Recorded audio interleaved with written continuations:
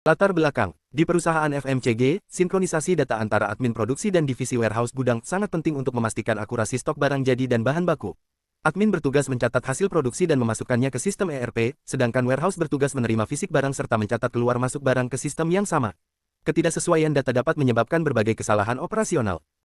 Kronologi kejadian, hari Kamis, produksi menghasilkan 12.000 botol produk X. Admin produksi menginput hasil tersebut ke ERP pada pukul 18. Namun, warehouse hanya menerima 10.000 botol karena 2.000 botol masih tertahan di area QC. Warehouse menginput jumlah penerimaan sesuai fisik 10.000 botol. Hari Jumat, tim logistik mengambil data dari sistem untuk persiapan pengiriman besar. Sistem ERP menunjukkan stok tersedia 12.000 botol, padahal fisik hanya 10.000. Terjadi kelebihan alokasi barang ke pelanggan karena mengikuti sistem, bukan fisik. Barang tidak mencukupi saat proses loading, dan pengiriman tertunda. Pihak yang terlibat, admin produksi, tim warehouse, tim quality control QC, tim logistik pengiriman, supervisor produksi, supervisor gudang. Masalah utama, data hasil produksi yang diinput oleh admin tidak sesuai dengan jumlah barang yang secara fisik diterima oleh warehouse, menyebabkan ketidaksinkronan antara laporan sistem dan realitas di lapangan.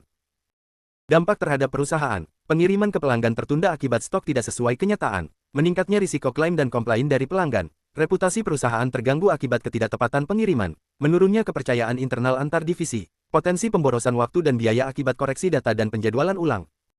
Analisis penyebab 5 WISE teknik. 1. Mengapa data produksi dan warehouse tidak sinkron? Karena admin menginput hasil produksi penuh tanpa mempertimbangkan status QC. 2. Mengapa barang yang belum lolos QC dianggap sudah selesai? Karena tidak ada koordinasi langsung antara admin dan QC. 3. Mengapa tidak ada informasi real-time dari QC ke admin? Karena alur komunikasi masih manual dan tidak terdokumentasi. 4. Mengapa sistem tidak membatasi input hasil produksi sebelum validasi QC? Karena ERP belum diatur untuk integrasi data lintas divisi. 5. Mengapa SOP tidak mengatur batasan input data produksi? Karena belum pernah terjadi evaluasi lintas divisi terkait alur input dan penerimaan barang. Solusi. Tambahkan langkah validasi dari QC sebelum admin input hasil produksi. Terapkan status menunggu QC dalam sistem ERP untuk hasil produksi sementara. Buat form digital atau dashboard Kick Production Warehouse untuk real-time update.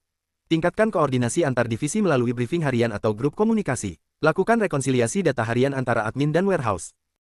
Preventif dan pembelajaran. Tidak semua hasil produksi langsung dianggap selesai, perlu status QC sebagai acuan.